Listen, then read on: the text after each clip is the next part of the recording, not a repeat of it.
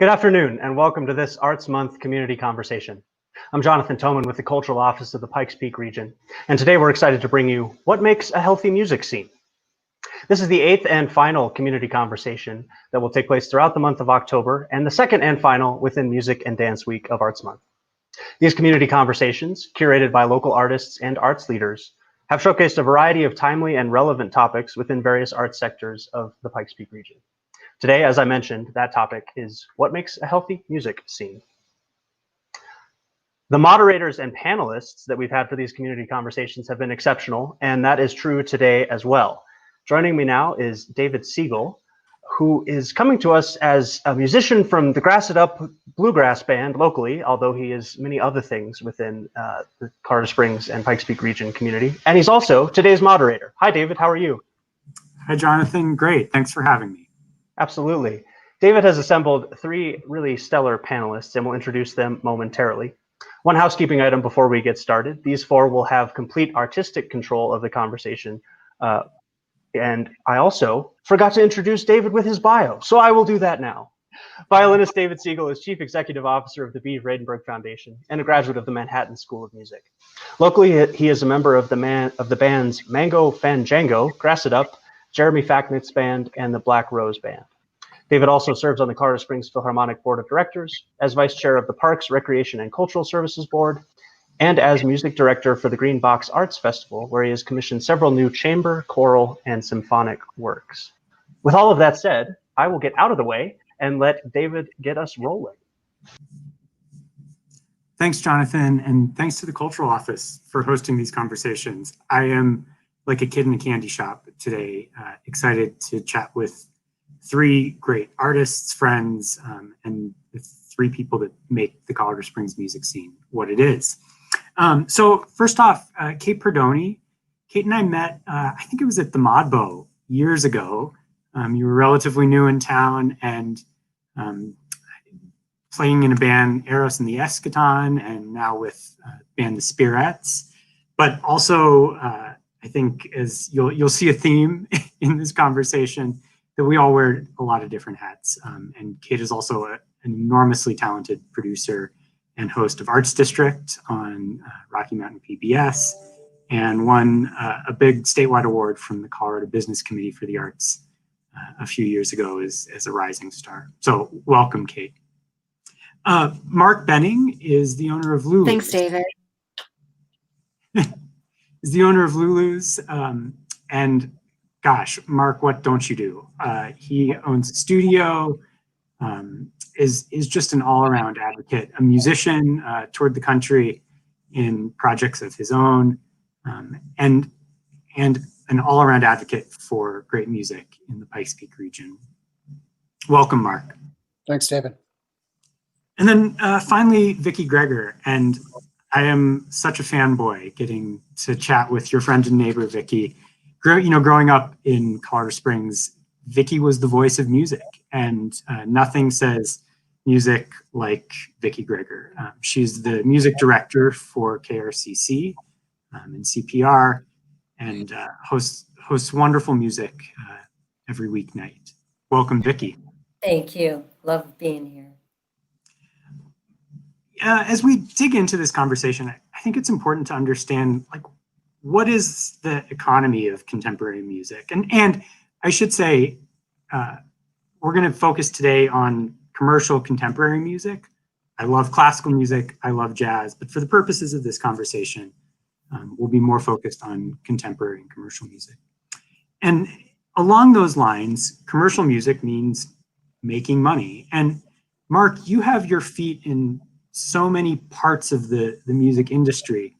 Could you walk us through, how an artist goes from creating a song to touring a song to recording a song to touring an album? Like, what does that look like? Oh, it's a great question. So from inception and starting a band, just so I get the question right, so you're looking for from starting a band to making a record and somehow turning that into making money? Is that the question? Yeah, I mean, there's a lot there. So I'll do it as quickly as I can. I think once you have your songs, you need to have a venue or a series of venues from the small, we'll give you a shot, we'll give you your first shot, here's the microphone and a possibility to start making some fans. I think that's a really essential part of every music town is that first entry level place where people can come in. And I think if you are open, you start getting some feedback on what's working, what's not working. If all is going well, you start gathering some fans, maybe some support from local radio, like Vicky spins your song. And you get that next entry into the next venue. Maybe you get a support slot opening for a bigger band that's traveling through town. And again, that's another venue. That's another important part of a music community is there's these tiers of venues as you grow. Maybe at that point you start making a little bit money off of a guarantee, a couple $100 to do a support slot. I think at that point you have some sort of recording, maybe an EP or a demo that you can sell and a T-shirt. There's some income there, but none of this is the amounts of money I think you make at this level. It's so small that you have to be a little bit stubborn and crazy to really want to pursue this avenue at this point. But the hope is that this, you keep growing and your fan base grows, and then your town starts to support you. Vicky plays your song a little bit more. If there's a local record store, maybe your record goes in there. And then that would grow into maybe starting to tour regionally, which is definitely not a money-making situation for a while. Am I on the right track for your question, David? Yeah, you're spot on. And if I can maybe jump in here. Yeah, please. You've talked about the importance of local radio and Vicky spinning your record. Sure. Vicky, when you're listening to music and you have such a great ear for what's cool and what's going to be cool, what are you listening for? And what inspires you to play something on your show? Part of my job is listening to a lot of music every year. So I suppose the broad stroke answer is you sort of get an idea of what you would like this radio station to sound like. And though pretty much I'm the DJ now, when we had volunteer DJs, I was always being mindful to what my very talented staff would listen to as well and what they would play. But now, when I'm listening to music, especially with an ear to local folks and local bands, I just want to hear a production that's thoughtful, and I'm listening for originality. And being a music nerd, I'm looking to leap to my feet and dance around and be really excited about what I hear and getting an earworm in my head. So whether that's local or national, if that earworm plants itself, it's going to get played on the radio, as far as I'm concerned. And, boy, we have got some incredibly talented, wonderfully talented musicians in Southern Colorado and Colorado at large. And it's been inspiring frequently over the last couple of years, the stuff that comes in and how beautifully produced it is. That always gets my attention. I used to be part owner of a recording studio. So I'm always listening for what people are doing. That's part of the originality for me. Great. Well, and to that point about incredible music coming out of Southern Colorado, Kate, your band, The Spirettes, is, I think one of, if not the prime example of a band to originate in Colorado Springs. And really organically, you guys are touring regionally, you're playing Red Rocks, you have quite a following. Talk us through that process for The Spirettes.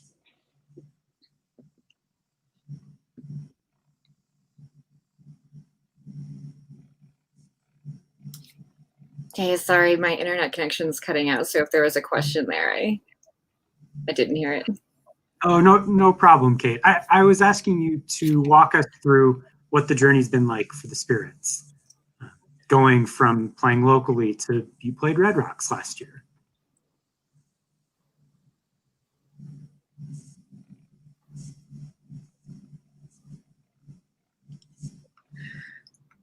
Oh, yeah. It's hard to say. It's so relative. You know, I think every band has such like an individual. Sorry, I think we're having like tech overlap. Yeah, I think the question was in regards to just being in like a local or regional band and kind of like the trajectory that takes place from playing shows and being with a group of artists. And yeah, even just from being on an indie label, and if you need to cut me off at any time for tech stuff, I won't take it personally. But even like the microsphere of being on an indie label, as I was with my previous band, like the mechanics behind the music business, like what Mark said, are pretty insane. You do have to be pretty stubborn and crazy to pursue something down this trajectory. It feels like at this point there's almost like more horses in the game than there is room on the track. Like every business within the music business is its own separate business with its own platform and algorithm and team of people and money influx and outflux and gauge for comparison and stats. And so there's not really an algorithm from my perspective, whether it's Spirits or previous bands or stuff I'm working on now. It's all art and working with artists, so it's like inherently unpredictable anyway. But there's also this cycle of energy about creativity and being any kind of artist or musician that is kind of at times at odds with the business sphere in general, which I'm sure is a topic that's come up a lot in all of these conversations about art and business and how the two intertwine, which is always interesting. But succeeding as a musician, and any trajectory that you take as an artist is kind of relative and subjective. Dick, Hey, you mentioned, oh, go ahead, Mark.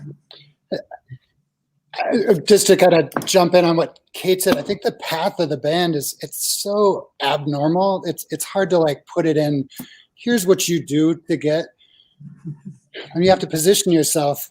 I think what I think about a lot is what different cities, I think that's part of what this conversation is about, like cities that have a structure and a support mechanism built in is really what it takes for a town or bands to flourish within that community. That makes sense. And it does. So when you say support mechanism, what does that look like? And what are some communities that are doing it really well? I mean, I could speak to where I started. My first band was in San Francisco, which was very solid for years. There was those entry level clubs that would, they smelled like beer and urine and they weren't great, but they were a place to play on a Sunday night, and you could go and you could suck and you knew you sucked and your 10 friends were there. And then you kind of went back to the rehearsal room and you're like, we fucking suck. Oh, I'm sorry. We suck. And you can sink or swim right there. But, we kept being stubborn about it and we wanted to get better and we wanted to get better. And we were dying to play these other rooms. So I think from a venue perspective, there were the venues that were there, but I also think more recently having my own music venue, the cities that I'm familiar with that are thriving, it was the kind of a top-down support. Like you knew that the administrators of the town were part of the success of the venues and the success of the bands. I didn't know that. Yeah, I'm so glad you brought up venues. Not surprisingly, when you and you started kind of hinting at this idea of a ladder from small venues to slightly larger venues, and at the top of the ladder is your stadiums, is the Red Rocks of the world. Mm-hmm. What I don't know how to act. What venues do we have, and what rungs on that ladder are we missing? I would rather not answer that question. I think Kate would answer that question very well. but I don't know if she can hear this. Vicky, you could too. What do you think our venue situation is historically and currently? Is similar. Right. You know, some of my favorite shows I've seen in this town, and I'm not just saying this, Mark, some of my favorite shows I've seen at your place, at Lulu's downstairs. I mean, it was mind-blowing to be able to sit in your beautiful, beautiful venue with the pristine sound that it has and be that close to Black Mountain or Robin Hitchcock. You know, that was just, whoa.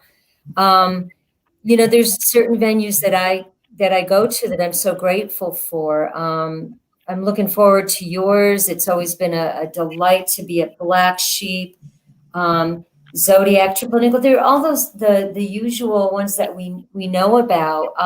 But it seems like there's always been maybe 3 or 4 venues that were the ones, and that's so different than Denver. You know, maybe it's because we're always under the looming of Denver. And it was almost like retraining ourselves that we could go to shows here in our very own town. That's kind of what Blues Under the Bridge was supposed to remind people of, that you don't have to travel far away to go see a good band or have a festival experience.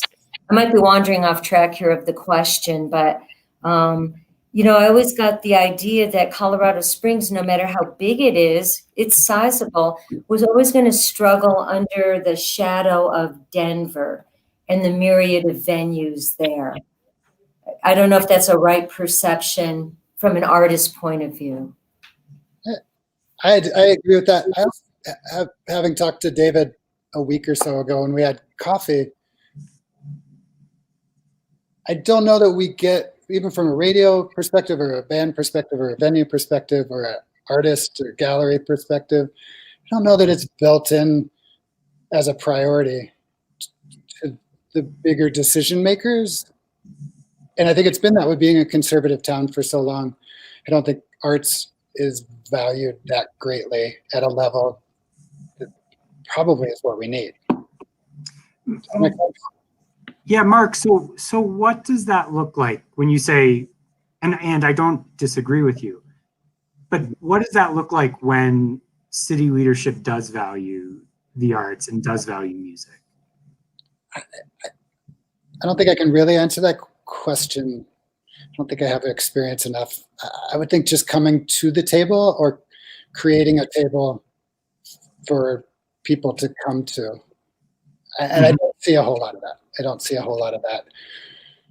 Just question asking and interest in any of the art stuff. And man, I know so many people that are doing really cool art and music and, you know, are working, and for a long time too. I mean, I've been peripherally around this town for long enough now to see a pattern, that's for sure. And it's a lot of the usual players that come to the same groups, and it's a great team, but I don't know if it's a strong enough team to get it really deeply embedded in our town as a part of the city.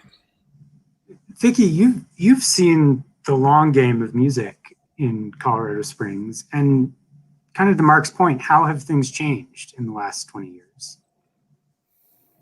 Oh, wow. I have to tell you, one of the biggest changes that I've noticed is it seemed to me that something happened with the birth and the growth of Blank Tape Records and all the people that have been collaborative around that scene, including Mark, you know, with a lot of stuff being recorded at his studio and him being, you know, a bass player and showing up. That core of people that work together that includes so many people. I mean, you know, like, you know, members of the Wind Chimes and Joe Johnson, and, you know, I'm going to leave so many people out, but that was one of the biggest changes I saw in the music scene, and the amount of records even that were coming to KRCC to be reviewed and played. So I would have to name that as a pretty big pivot point. As far as the local scene springing up, there was just a collaboration that was so noticeable. And it doesn't mean that people weren't working together before or supportive of each other, but that seemed particularly a fertile time in the local scene.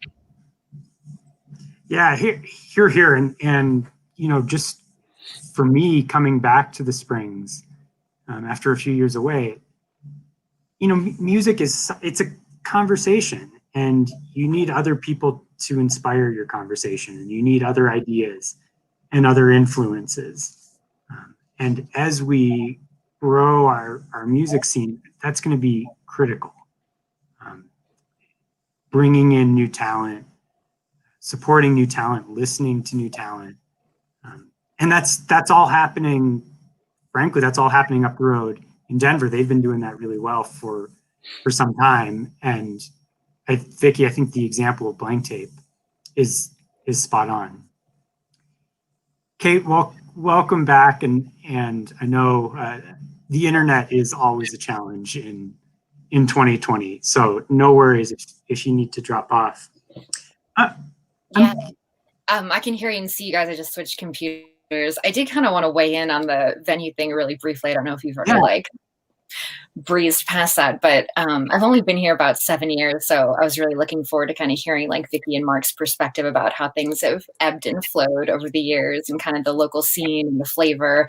From what I hear anecdotally from musicians around town, there are those waves and kind of evolutions and devolutions over time. And really before we had Lulu's in my career as a musician here, we didn't have that class act listening room vibe.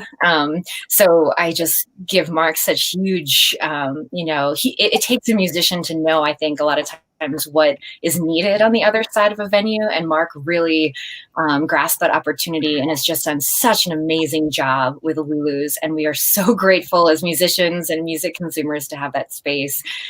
There's a really big difference both as a performer and as a consumer, when you're going to see a show, if you're there for the music primarily, or if you're there as a social activity and the music is just the backdrop, which is the way a lot of spaces view music. So to have someone like Mark who values musicianship and the experience of live music, creating a venue has just brought, worlds of a difference for Colorado Springs. So I just wanted to kind of throw that out there. And also in my, I think, years of touring and just from my upbringing, I always view DIY venues, do-it-yourself capacities as a real health indicator of the music scene and venues in general. When you're talking about those ladders or those steps and the spectrum of what music experiences are available to perform, to have an all ages club where money isn't the target, where alcohol is probably not even available, and where truly anyone can show up and be a part of a community and play their first shitty rock and roll show, or have the experience of learning what it's like to book your band and just kind of learn those incremental steps of what it means to be a musician is super important. So I've noticed that communities that embrace DIY venues, really that's an indication of the strength of their overall music scene. And you also just need a space where people can learn how to engage both as musicians and as, I say music consumers, but it's us, it's people who love music. It's kind of everybody, but yeah. Sorry to interrupt. So, but what do you mean by DIY venue? I think that's a term that we may be familiar with, but others may not. Sure. And it's essentially a space or place that's seen as a safe environment where all people are accepted and welcome. It's typically all ages, that anyone can come from, me bringing my child to a show that I'm playing, or a teenager who's not 21, that often venues, see people as dollar signs for drinks instead of as places, people who are there to love music. So when you remove kind of that capitalist factor, what you have is a space where people are truly just trying to form community and come together. And DIY means, in a lot of places, it's volunteer run. There's spaces and places that have been come together with like-minded or not people who just want to see a scene thrive. It's all genres of music. It's often pay what you can, not a fixed ticket price, and a place where you can show up almost any night of the week in a lot of cities and just know there's going to be something going on. And again, as a teenager, if you're looking for a space where you don't fit into that squeaky clean box, or you're looking for an alternative in your life and you want a place to go, DIY venues are havens, for a whole demographic of people like me who didn't have another outlet or another place to feel at home. So it's a place to experience art, and it's also a community building like tutorial, for young people who want to get involved, for anybody really. Yeah, and not to put words in your mouth, but it's a place for musicians to have conversation with other musicians, musically and with our words. Like, it's where you can be inspired by other people. Mark, to continue heaping the Lulu's praise, you all have adopted. It's from day one. Treating musicians well has been what you do. Can you talk about why that's important and what it looks like to treat musicians well? I don't know. It just seems so logical. And why would you not, if that's what we're doing? Me as a touring musician for a long time at different levels, the things that always stood out was just basic humanity. Fair is fair. This is what the deal was. We're happy you're here. There's a reason you're here. There's a reason we built this space for you. It's just so simple to me that's what we're doing. We're creating a place for people to come and share their vulnerability, share their art. It doesn't work in a hostile environment. There is a business going on, but that business even can run simply and smoothly. It's not a complicated business. If we said we're going to do $500 in part of the door, then you do $500 in part of the door, and you make a lasagna, and you welcome the people in, and your equipment runs well, and your sound man shows up on time. You know what I mean? It's several very basic things. It's as simple as that, David.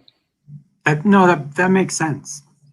It does sound basic, but almost everything Mark listed is such an anomaly for all those things to come together in one space is like magic. And Lulu's is magic. And again, it is really rare as a musician who's touring or even necessarily regionally to be treated with such, I don't want to say respect, because it's not that you're not respected. It's just to have that kind of perfect storm of positive things show up in tandem. It's just really special, and we don't take that for granted. Yeah, well said. Vicki, Colorado Springs, and I don't think this is particular to our music community, we are kind of a town without an identity. And in talking to Matt Bayberry, the city historian, he references like every 40 years we kind of reinvent ourselves. And we were an arts community, then we were a military community, now we're a sports community. But I don't know that we really have an artistic identity. And in the same way that like Nashville has an artistic identity, Memphis has a musical identity. Am I reading that the right way? And if you had to put a name on our musical identity, how would you describe it?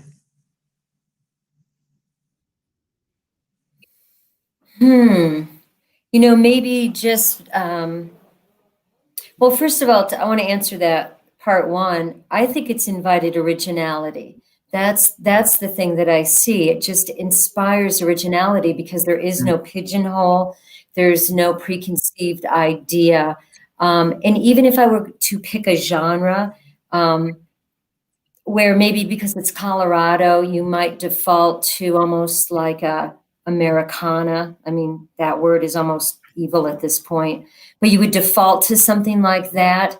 Even within that model, I think we keep seeing people and musicians and bands who want to kind of redefine what that means and bring a very original touch to it.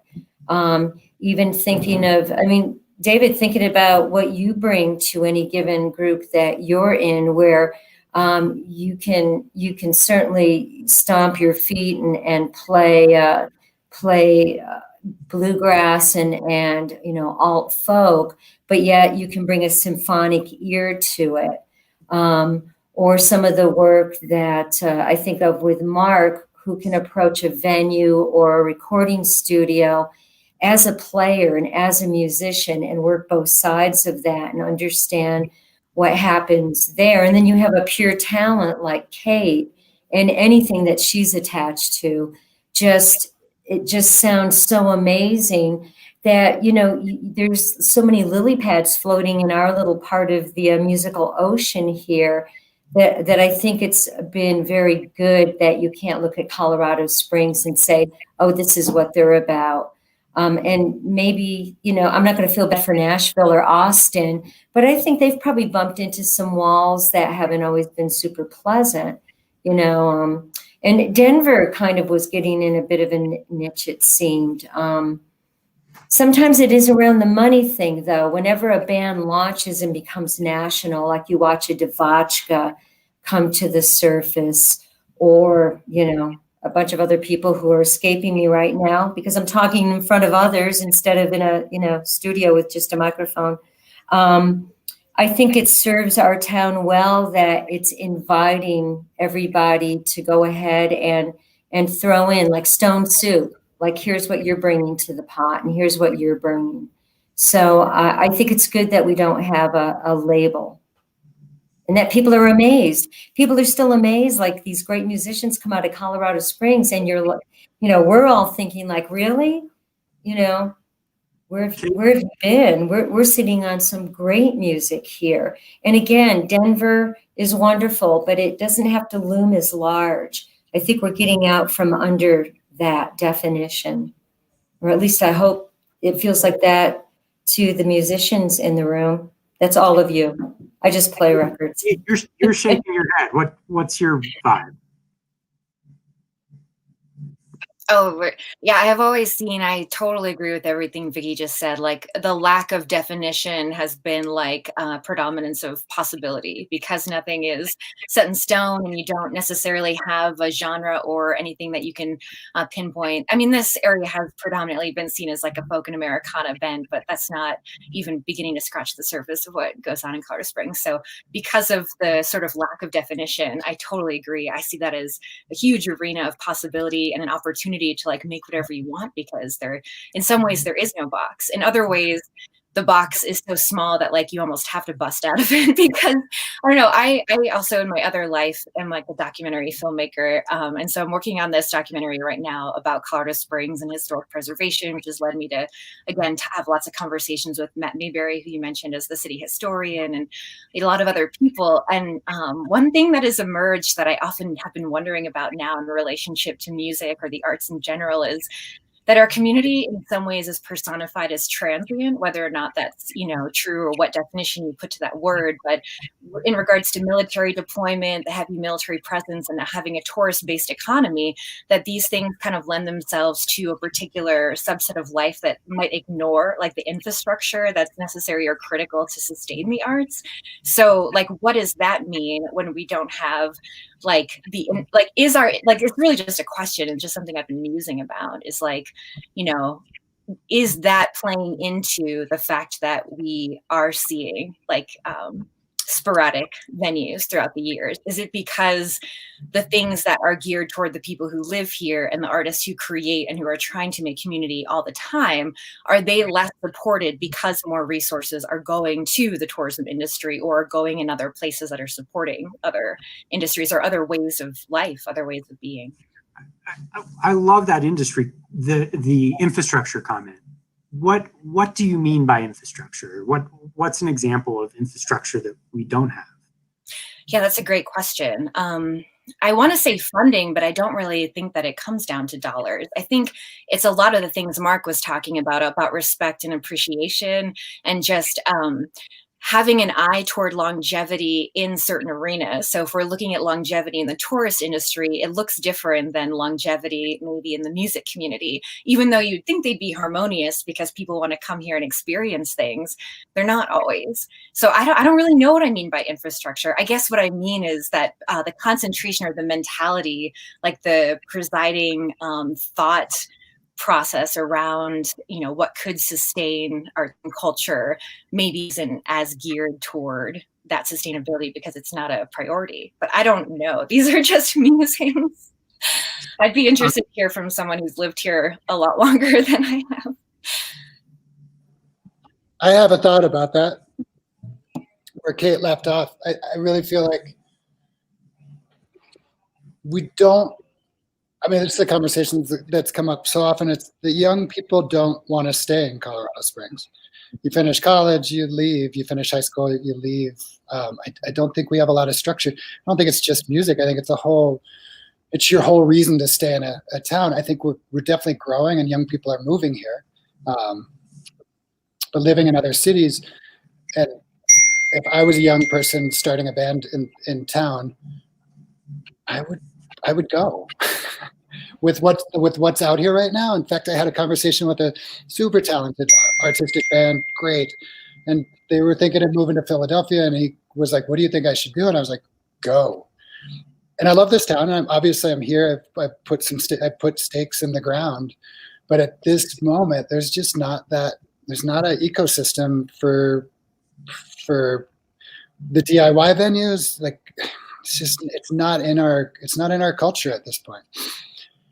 And the only thing that I can think of, because I think the people are here, I think the artistic talent is here, I think the courage is here, but it's just not built in. It's not built in at this point. And I am doing my best to try to help that. I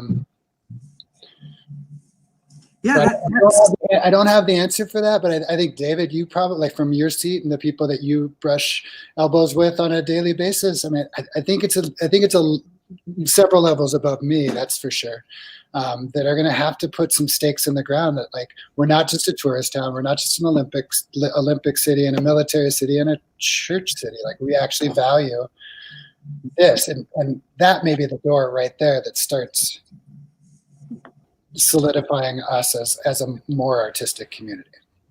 So we are all believers. Like, I drank the music Kool-Aid long ago, but why should we value a strong music scene? I don't know. I think it's about that's a mental. great question. Oh, sorry. Go ahead. I didn't want to interrupt. No, I said I don't know. That's all. All you, Kate. Yeah.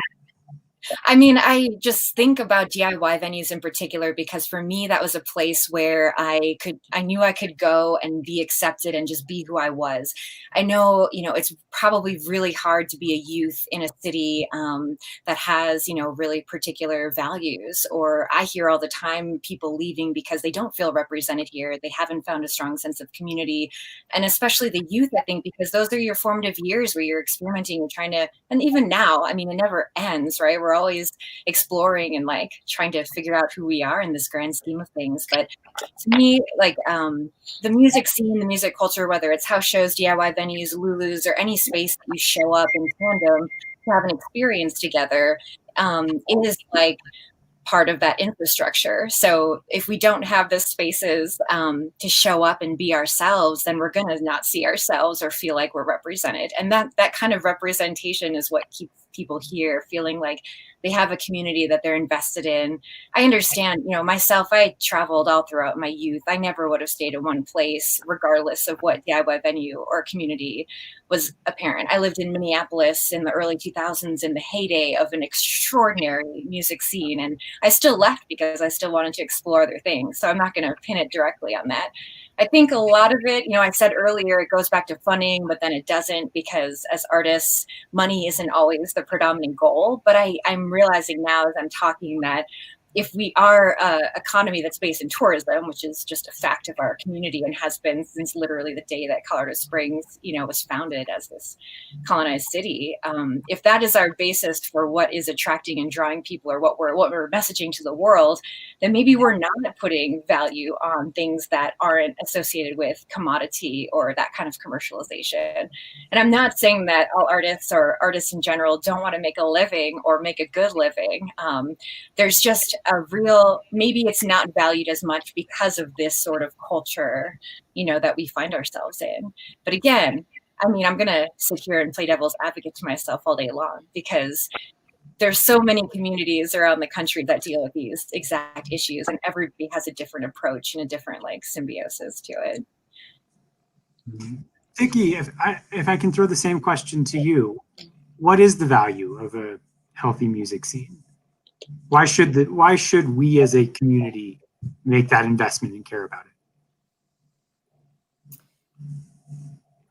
Well, the immediate thing I think of is, I was thinking about this as Kate was talking, is what's cool about it is it's the heart of wherever it is that you live is the music scene. So it's, for me, it's about people staying put. You know, it's about the people who do stay. Why are they staying? What is it that they're believing in that could perhaps get the attention of people that aren't sure? So when you look at a music scene and you look up and here's someone like Kate, who is in one fantastic band after another, and then stays put with Rocky Mountain PBS and exploring things through documentaries and tries to give a broader definition to the town she's in, or someone like Mark, who's investing, you know, serious time and money into having a venue that grows a scene, that it's just not lip service. It's like, I believe in this, I'm staying, I'm not going anywhere. I think of KRCC, even with some recent changes, we've been here a long time and plan to be here for a long time. I think we all circle around music because it's like the circulatory system, all of us who believe that this is a really cool place to live. And, you know, beyond the physical beauty of seeing a mountain, it's that we've decided to raise our kids here. We've decided to make this a fun and stimulating place to live wherever we can. And that comes back to music for me. It just feels like it's the blood that runs through us. And so it can't not thrive, because then the whole body of where we live doesn't thrive either.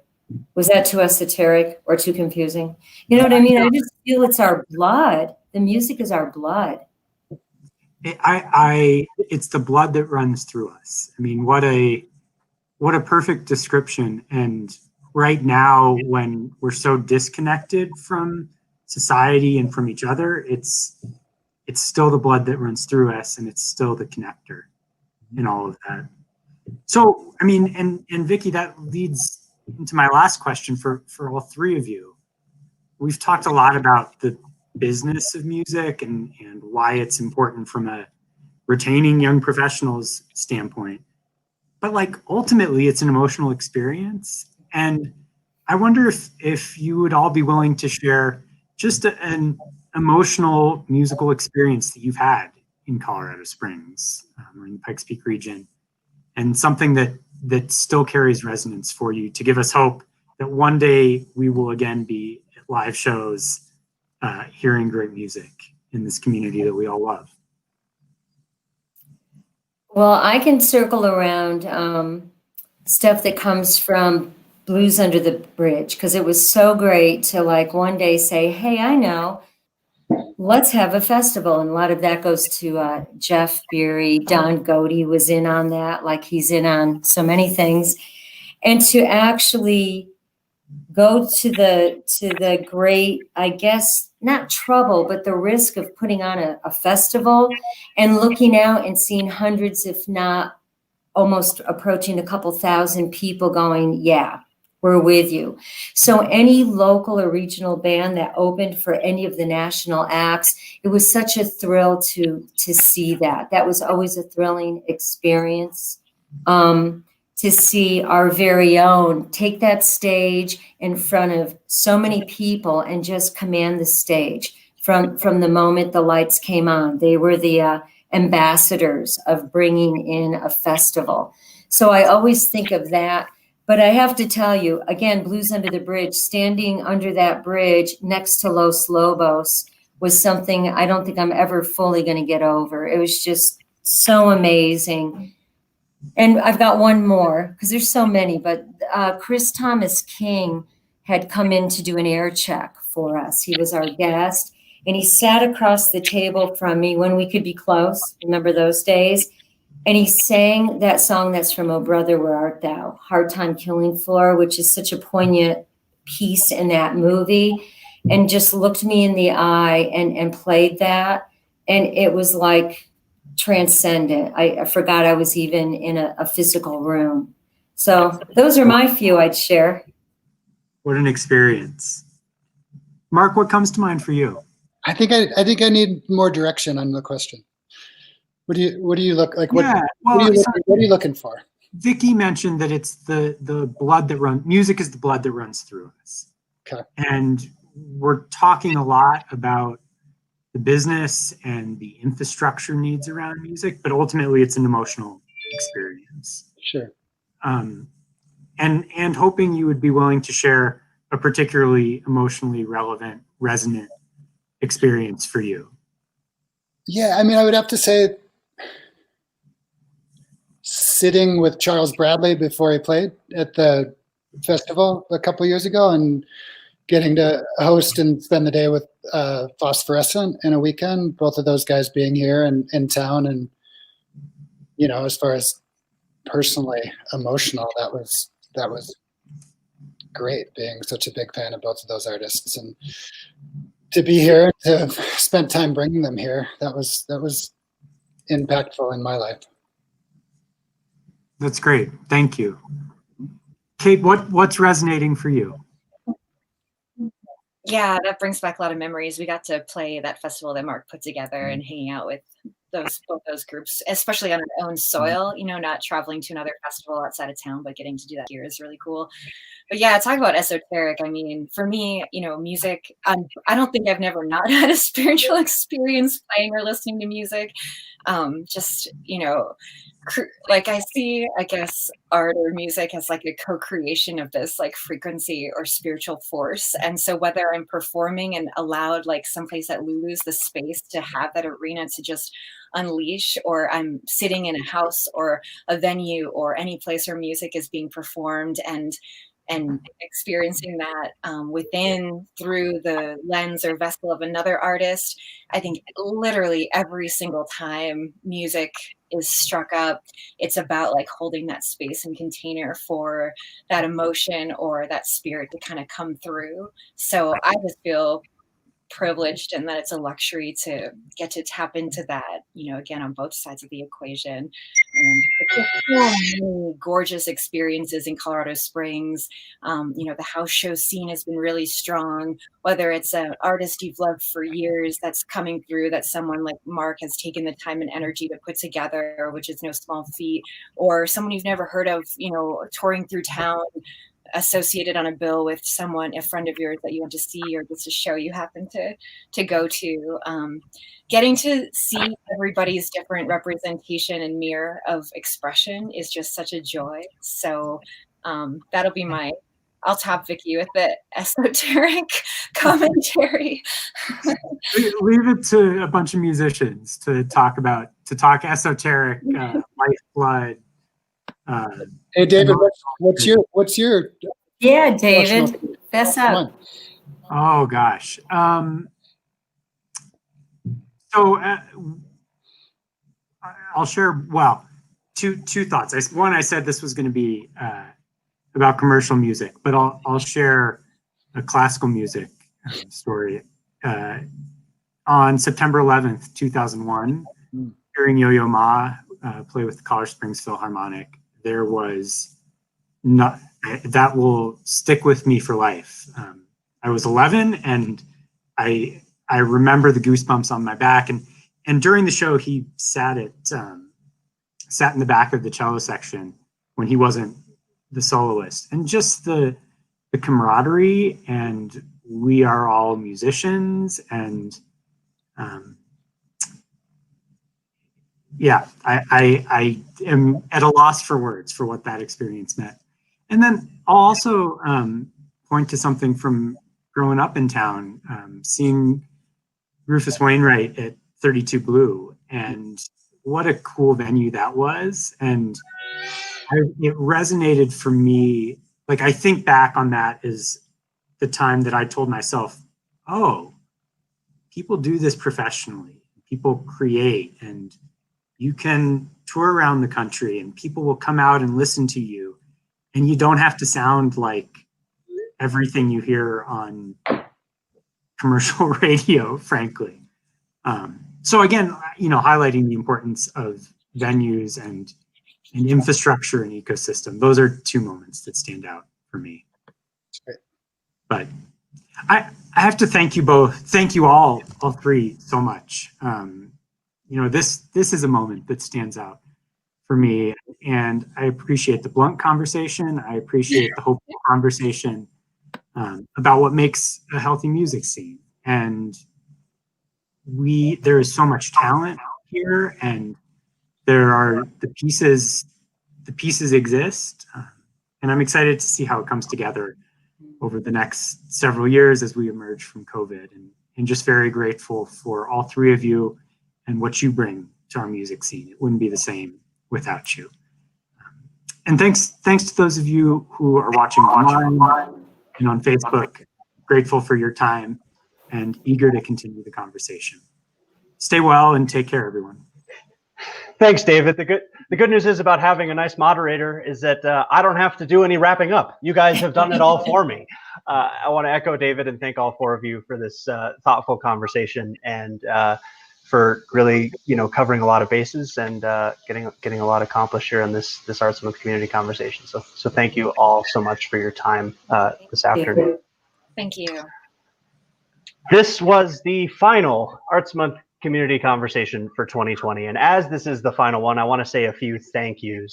First of all, to the many moderators and panelists that took time out of their days to have these conversations as part of Arts Month. It was great having you, and we're so lucky to have these powerful, lovely folks in the community. Also, for all of you who watched this one and or many others of the community conversations, thank you for participating in Arts Month in this way. It has been my immense pleasure to be remotely involved in this project for Arts Month and to showcase just a few of the lovely and talented people we have in the arts scene of the Pikes Peak region. With that said, Arts Month is not quite over. You've still got 4 days to participate. All the details for how to get involved in Arts Month can be found at artsoctober.com. Thanks again for joining us this afternoon. And remember, as part of Arts Month, to have at least one new cultural experience, virtual or in person in 2020, with family or friends this October.